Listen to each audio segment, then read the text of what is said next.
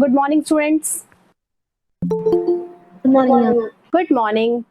So today our topic is second chapter अपना है planning in India. Okay, economic planning हम इस chapter में पढ़ेंगे. As you know, in previous chapter we studied about the condition of Indian economy on the eve of independence. यानी British काल के दौरान क्या कंडीशन थी और on 1947 when we get independence उस समय हमारी इकोनॉमिक स्ट्रक्चर कैसे था.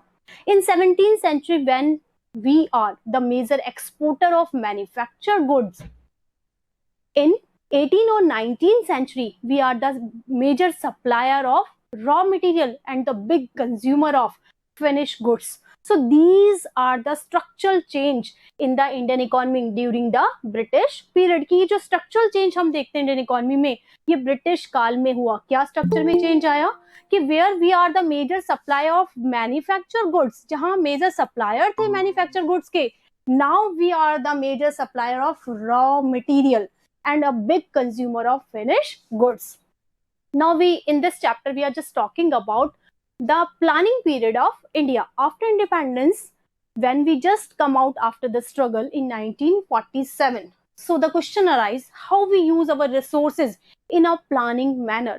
हमारे सामने सबसे बड़ा जो प्रश्न था वो ये था कि हम अपने resources को, which are just बहुत ही limited scarcity of resources we are facing that time, and the partitions problem also there. उस समय सबसे बड़ी प्रॉब्लम थी कि what strategy we have to use for our economic problem और इकोनॉमिक प्लानिंग, कि हम अपनी क्या स्ट्रैटेजी यूज करें जिससे हम उस इकोनॉमिक प्लानिंग को कर सकें. That time Jawaharlal Nehru was interested in socialist economy. Jawaharlal Nehru socialist economy के बहुत बड़े फेवर में थे. वो इस समय रशिया से बहुत ज्यादा प्रभावित थे. उनका मानना था इन द जो हम देखते हैं सोशलिस्ट इकोनॉमी होती है, वहां सोशलिस्ट इकोनॉमी में all the resources are in the hand of government. वहां गवर्नमेंट ऑन्ड सेक्टर्स ज्यादा होते हैं और प्राइवेट सेक्टर बहुत ही कंट्रोल्ड पाया जाता है. So Jawaharlal Nehru was keen interested और keen minded about the socialist economy. वो चाहते थे कि इंडिया एक सोशलिस्ट इकोनॉमी के रूप में वर्कआउट करे. बट देयर आर टू और चॉइसेस ऑल्सो. वहां पे हमारे पास दो चॉइसेस और थी, the capitalist economy and the mixed one. Capitalist economy, just like the Japan, Russia, Australia, where all the resources are in the single hand or in individual hand, जहां private sector बहुत ज्यादा है और government interference कम था. And the third sector, which is known as mixed sector, which having the both the quality of socialist economy and the capitalist economy, जिसमें दोनों economy की खूबियां थी.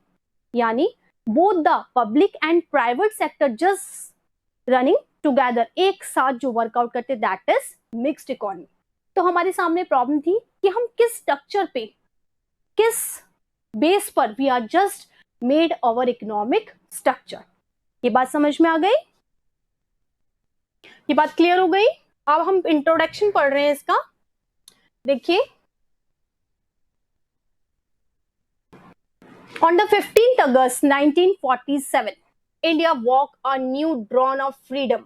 कि जो इंडिया था उस समय एक नए वर्कआउट पे आया था, हमने अपनी फ्रीडम ली थी.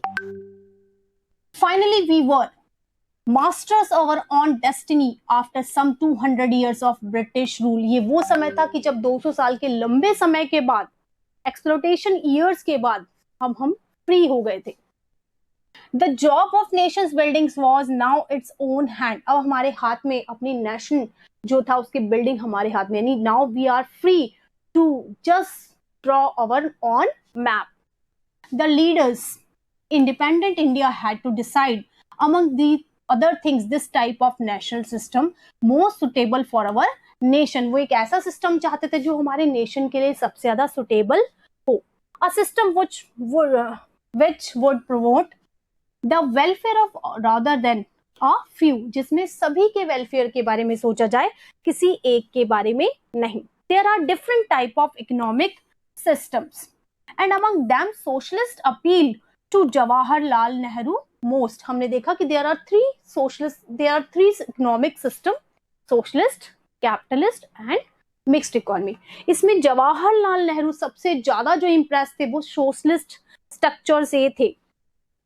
He was not in favor of the kind of socialism established in the former Soviet Russian, where all means of production, all the factories and farms of the country were owned by the government.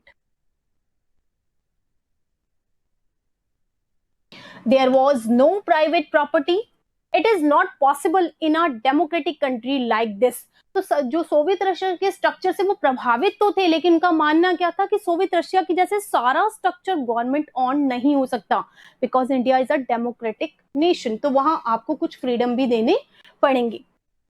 Like India, for the government to change the ownership pattern of land and other properties to its citizen in the way that it was done in the former Soviet union, यानी वो इस तरीके से नहीं कर सकते थे कि जहां इंडिविजुअल प्रॉपर्टी वो सब गवर्नमेंट के थ्रू कैप्चर कर ली जाएगी, जैसे रशिया में हुआ.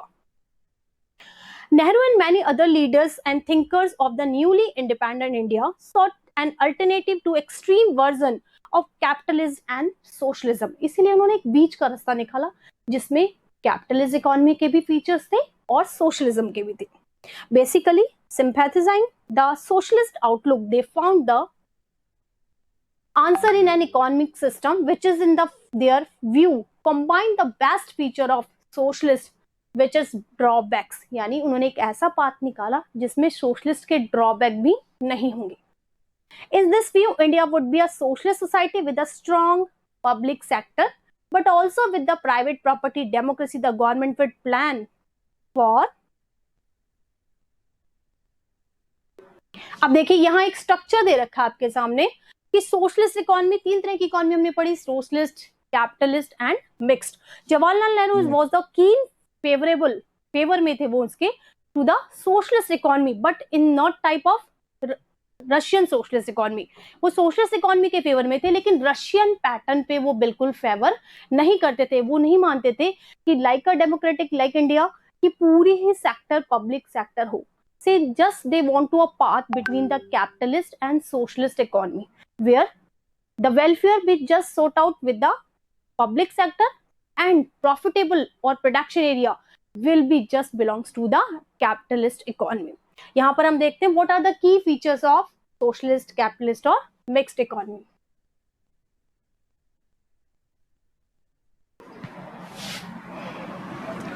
The market depends forces of supply and demand. In a market demand also called the capitalist economy. एक ऐसी इकोनॉमी जहां पर जो मार्केट फोर्सेस है, डिमांड और supply, they will decide the prices. Capitalist economy उसे कहते हैं जहां प्राइसेस डिमांड और सप्लाई से डिसाइडेड होती हैं. Only those goods consumer will be produced that consumers will be produced to that in demand. यानी जो कंज्यूमर डिमांड करेगा केवल वही वस्तुएं बनेगी. ठीक है. इफ कंज्यूमर, यहाँ पर कंज्यूमर्स की सॉवर्जिनिटी होती है, जिस चीज को कंज्यूमर डिमांड करता है उसी चीज को ज्यादा यूज में या ज्यादा मैन्युफैक्चर्ड किया जाता है. Goods that can be sold profitably either the domestic in the foreign market. ज्यादातर मोटिव क्या है? प्रॉफिट मोटिव यहाँ माना जाता है, चाहे वो डोमेस्टिक मार्केट हो चाहे वो इंटरनेशनल मार्केट हो. जो हमारा मोटिव है that is for profit. If cars are in demand, car will be produced, and if bicycle are demand, then bicycle will be produced. If labor is cheaper than capital, more labor intensive technologies of production will be used. ठीक है. तो उसने कहा कि हम जहां हमें profit होगा हम उसका यूज करेंगे. अगर हमें लेबर सस्ता पड़ता है तो we just use the labour intensive technology, और इफ कैपिटल आपको सस्ता पड़ता है तो प्रोड्यूसर क्या करेंगे? They have to use the capitalist. तो अगर उन्हें लेबर सस्ता पड़ता है तो वो लेबर इंटेंसिव टेक्निक का यूज करेंगे, और यदि उन्हें कैपिटल ही सस्ता पड़ता है तो वो कैपिटल इंटेंसिव टेक्नोलॉजी का यूज करेंगे. In a capitalist society the goods produce are distributed among the people not on the base of what people need but the basis of purchasing power. जो capitalist economy है उसका मकसद welfare नहीं है कि किसको क्या चाहिए वो उसे देना है, बट द परचेजिंग पावर. जिन लोगों की ज्यादा परचेजिंग पावर होगी गुड्स और सर्विसेज उन्हीं को प्रोवाइड की जाएंगी. तो basic motive of capitalist economy is to profit. उनको प्रॉफिट कमाना है. The ability to buy goods and services. That is one has to be the money in the pocket to buy it. यानी हमारा जो concept है वो क्या है, यदि किसी की जेब में पैसा है तो चीज उसी को मिलेगी, चाहे उसकी नीड है चाहे नहीं। तो हम परचेजिंग पावर के according we just decided to sell the product. Low cost housing for the poor is much needed but will not be count as demand the market sense because the poor do not have the purchasing power in back the demands। उसने कहा कि मान लीजिए low cost मकानों की जरूरत है गरीब लोगों को, लेकिन उनके हाथ में परचेजिंग पावर नहीं है, तो वहां लो कॉस्ट हाउसेस की कोई डिमांड नहीं होगी। तो ये इसने एग्जांपल दिया कि जो कैपिटलिस्ट इकोनॉमी होती है it is run on the behalf of market forces. जो कैपिटलिस्ट इकोनॉमी है वो मार्केट फोर्सेस पर डिपेंड करती है, यानी डिमांड और सप्लाई पर। हर किसी की प्राइस किससे डिसाइड होती है, डिमांड एंड सप्लाई से प्राइसेस डिसाइड होती हैं। सेकेंड थिंग, जो मेन ऑब्जेक्टिव होता है कैपिटलिस्ट इकोनॉमी का, दैट इज नॉट वेलफेयर, वो वेलफेयर नहीं है, दैट इज प्रॉफिट। प्रॉफिट कमाना उनका सबसे बड़ा मकसद होता है। And the third thing is there कि they just keen minded about the consumers view. जिनके हाथ में परचेजिंग पावर है, demand just turn to that person, demand उसके अकॉर्डिंग ही चेंज कर दी जाएगी, सप्लाई उसी के अकॉर्डिंग होगी जिस तरह की परचेजिंग पावर पाई जाएगी। As a result, this community will not be produced, supplied as per the market forces. Such a society didn't appeal to Jawaharlal Nehru, our first Prime Minister, for mean that the great majority of people of the country would be left behind without the change and improve their quality of life। तो अब question क्या था जवाहरलाल नेहरू के पास कि यदि वो capitalist economy को favour करते हैं तो एक बहुत बड़ा, क्योंकि हम उस समय अच्छी कंडीशन में नहीं थे, बल्क हमारे पास था जिनकी क्वालिटी लाइफ को इंप्रूव करना वहां एज अ प्राइम मिनिस्टर उनका सबसे बड़ा टास्क था। Second thing is socialist economy की अगर हम बात करें, a socialist society answer the three question in a totally different manner. जो सोशलिस्ट इकोनॉमी है उसमें इन तीनों क्वेश्चन के मैनर अलग अलग हैं, यानी for whom to produce, what to produce and how it is distributed। इन तीनों क्वेश्चन के अलग सोसाइटी में अलग अलग मीन है। In a socialist society, the government decide what goods are to be produced in according to the needs of the society।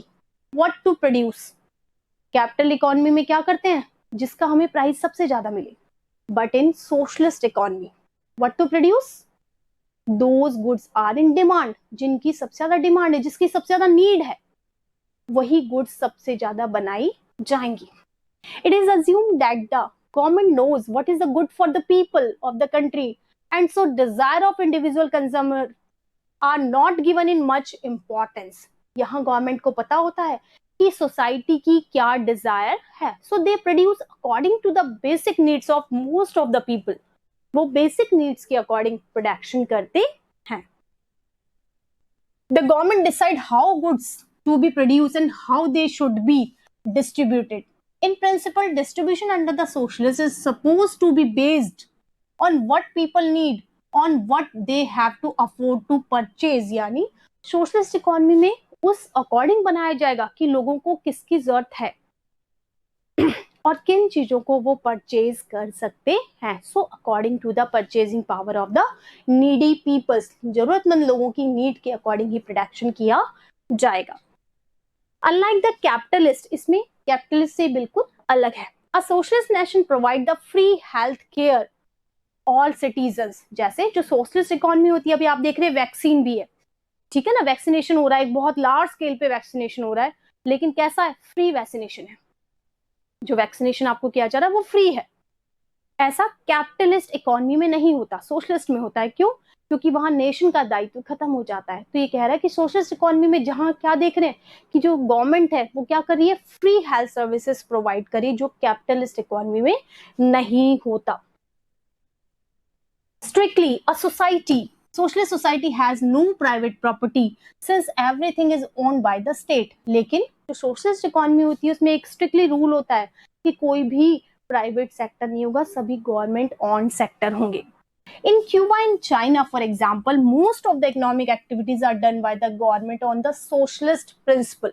China और Cuba इसका सबसे बेस्ट एग्जाम्पल मानते हैं, जहाँ पे सारी एक्टिविटीज गवर्नमेंट के द्वारा डन होती हैं और उसके अलावा कोई इंडिविजुअल प्रॉपर्टी राइट नहीं होती। द थर्ड कॉन्सेप्ट जो हमारा, that is mixed concept. Most economies are mixed economies. The government and the market together answer the three question: what to produce, how to produce and for whom to distribute।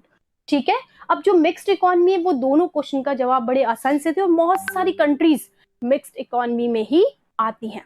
तो what to produce, इसके question के जवाब दो तरीके से, for whom who are needy और for whom who have the purchasing power, यानी जहां पब्लिक सेक्टर उन लोगों के लिए बनाएगा whom to needy, जो जिनको जरूरत है, वहीं जो प्राइवेट सेक्टर है whom having purchasing power, उन लोगों के लिए जिनके हाथ में पैसा है।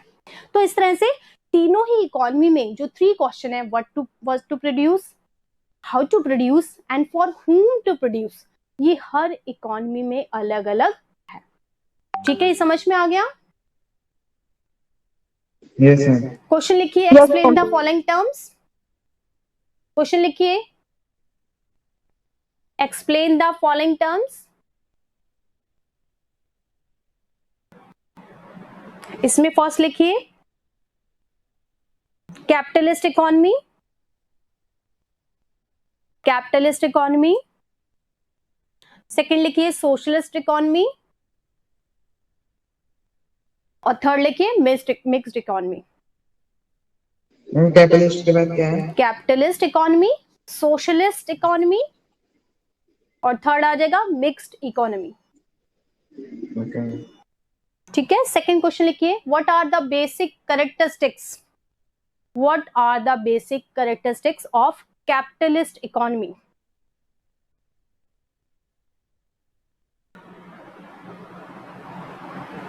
What are the basic characteristics of capitalist and capitalist economy? Next लिखिए, थर्ड क्वेश्चन लिखिए, differentiate between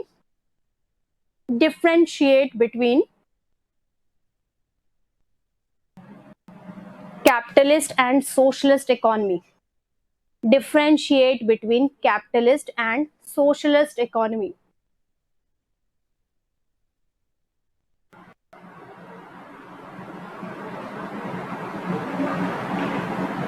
ठीक है, आपको कैपिटलिस्ट और सोशलिस्ट इकोनॉमी में डिफरेंशिएशन करना है। एंड लास्ट क्वेश्चन,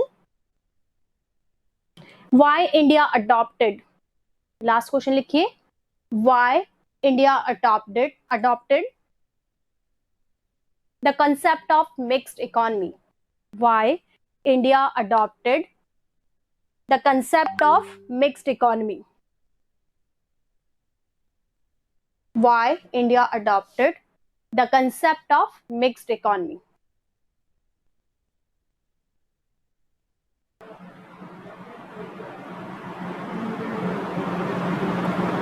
लिख लिया? Okay, now what is plan? Plan क्या है? Planning किसे कहते हैं?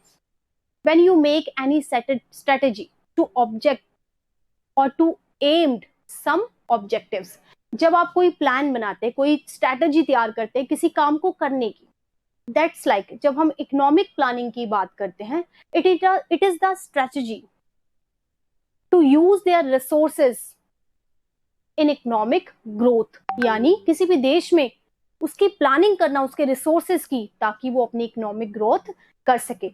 सो planning is the strategy in which we the Indian economy या any economy just make a strategy to use their resources on the way of economic growth। जब किसी देश को ग्रोथ करना होता है तो वो एक प्लान बनाता है।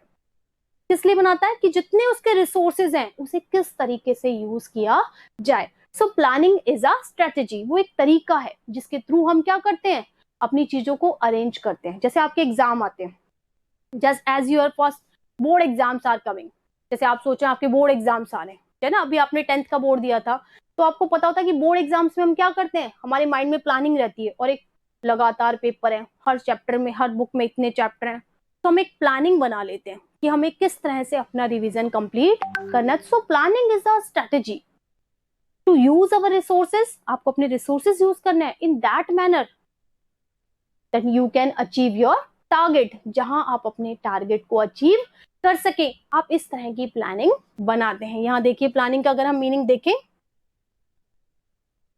अ plan spell out how the resources of a nation should be put to be use, यानी जो प्लानिंग है उसके थ्रू हम देखते हैं कि हम अपने रिसोर्सेज को कैसे यूज करें। It should have some general goals as well as specific objective, हर प्लानिंग के कुछ जनरल गोल्स होते हैं और कुछ स्पेसिफाइड ऑब्जेक्टिव्स भी होते हैं। जनरल गोल कैसे कि जैसे प्रोडक्शन इंक्रीज करना है, देश की नेशनल इनकम की ग्रोथ करनी, that is the general goals. लेकिन सम स्पेसिफाइड गोल्स, जैसे आपको सेक्सुअल रेशियो करेक्ट करना है, ठीक है, आपको करप्शन कम करना है, पॉवर्टी लेवल को, जो पॉवर्टी लाइन है उसमें जो लोग हैं उसको वहां से हटाना है, तो ये these are the specific objective. तो हर प्लानिंग के कुछ बेसिक या जनरल ऑब्जेक्टिव होते हैं और कुछ स्पेसिफिक ऑब्जेक्टिव भी होते हैं, which are to be achieve with the specific period of time. और यदि उसको आपको स्पेसिफिक पीरियड ऑफ टाइम में ऑब्जेक्टिव को कंप्लीट भी करना होता है, यानी जैसे हमें एग्जाम आने वाले हैं तो एग्जाम एक सर्टेन पीरियड तक ही होंगे, उस पीरियड में ही आपको अपना रिवीजन करना है। ठीक इसी तरह से हमारे यहाँ भी 5 ईयर प्लानिंग चलती है। हर 5 सालों के लिए हम क्या करते हैं, पहले से प्लानिंग करते हैं। In India plans were of 5 years duration were called the 5 year planning. हमारे यहाँ प्लान्स कैसे होते हैं, हर 5 सालों के लिए होते हैं, इसलिए इसे 5 ईयर प्लानिंग के नाम से जानते हैं। It is broad from the south union, ये रशिया के द्वारा हमने ये प्लानिंग अडॉप्ट की, जहां भी 5 साल के प्लान होते हैं। The pioneer the nation planning, our plan documents up to the 2017 not only specified the objective to attain in the 5-year plans but also what to be achieved over the period 20 years. This long term plan is called the perspective plan. ठीक है, अब देखिए 5 year planning तो है, इसके अलावा हमारे यहाँ पर्सपेक्टिव प्लानिंग भी है, यानी हर 20 साल के बाद हम देखते हैं कि जो हमने ऑब्जेक्टिव्स रखे थे, चाहे वो जनरल ऑब्जेक्टिव्स हैं, either they are specified, are they achieve the targets, क्या उन्होंने अपने टारगेट्स अचीव किए, व्हाट आर द लीकेजेस और drawbacks and what are the achievements. जैसे हमने टारगेट रखा 4 points increase in the national income और 5 पॉइंट हो गई, तो दीज आर द टारगेट, अपने ये क्या हो गए, अचीवमेंट्स हो गए, और कुछ ड्रॉबैक्स भी हो जाते हैं। तो हर 20 ईयर्स के बाद हम उसके अचीवमेंट्स और ड्रॉबैक पे भी कुछ प्लानिंग करें, that is perspective plan. The 5 year plan were suppose to provide the base of perspective plan, क्योंकि हर 5 साल के प्लान जोड़कर क्या बनाते हैं, 20 ईयर लॉन्ग प्लानिंग को स्ट्रक्चर देते हैं। तो 5 year plan is the base of perspective plan. It will be unrealistic to expect all the goal of the plan given equal importance in all the plans. ये संभव ही नहीं है कि जितने भी हमारे ऑब्जेक्टिव है उनको हम सभी को सेम वेटेज दें। कुछ का वेटेज ज्यादा होता है, कुछ का weightage come. In fact, the goal of many actually in the conflict. For what example, the goal introducing the modern technology may be conflict with the goal of increasing employment. जैसे सबसे बड़ी बात क्या है कि हमें मॉडर्न टेक्नोलॉजी को adopt करना है। इंडिया में सबसे बड़ी प्रॉब्लम क्या है कि हमें मॉडर्नाइज भी होना है, लेकिन हमारे पास लेबर सप्लाई बहुत ज्यादा है, तो हमें एम्प्लॉयमेंट भी देना है।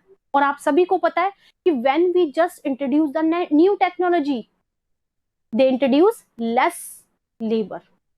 ठीक है, जब भी आप कोई नई टेक्नोलॉजी यूज करते हैं तो उसमें लेबर का प्रोपोर्शन क्या हो जाता है, कम हो जाता है। ये हम जानते हैं कि whenever we introduce the new technology, the proportion of labor will be less.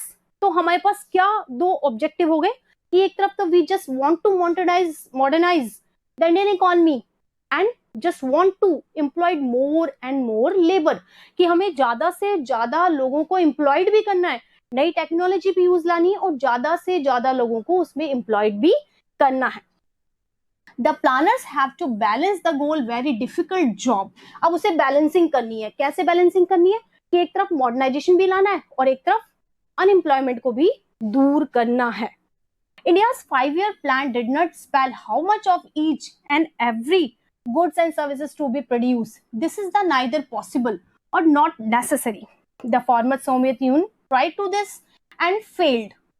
It is enough if the plan is specified about the sectors which plays a commanding role. Instance, power generation and irrigation while leaving the rest of the market. ठीक है, अब ये कह रहा है कि सारी ये पॉसिबल ही नहीं है कि हर चीज के प्रोडक्शन में आप बिल्कुल कमांडेबल हो जाएं। ये सोवियत रशिया ने भी किया, लेकिन वो वहां पर फेल हुआ। तो हमें इस तरह से अपनी प्लानिंग करनी चाहिए कि कुछ सेक्टर्स को प्राइवेट में डाला जाए, कुछ को पब्लिक सेक्टर में डाला जाए, ताकि वेलफेयर के साथ साथ ग्रोथ भी संभव हो सके। यहां तक क्लियर हो गया? Yes ma'am. अब यहाँ पे क्वेश्चन लिखिए, what do you mean by plan? What do you mean by plan?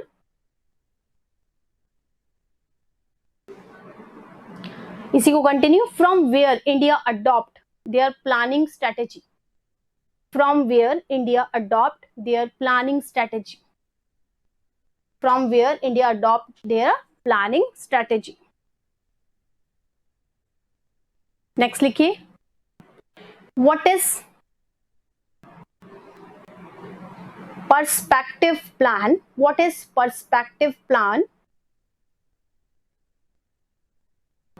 What is perspective plan?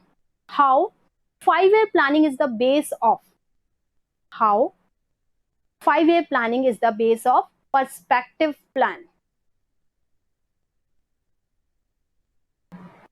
Clear?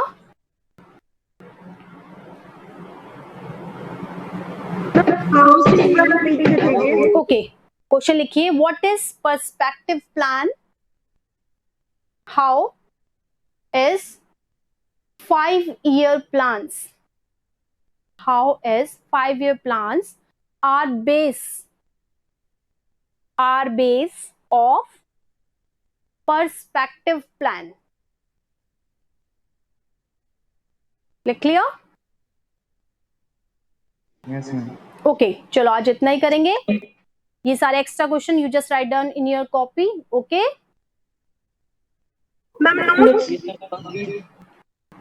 हाँ बिल्कुल, नोट्स आप साथ के साथ बताएंगे, जैसे मैंने आपको पढ़ा है वैसे आपने नोट्स कंप्लीट करते जाएंगे।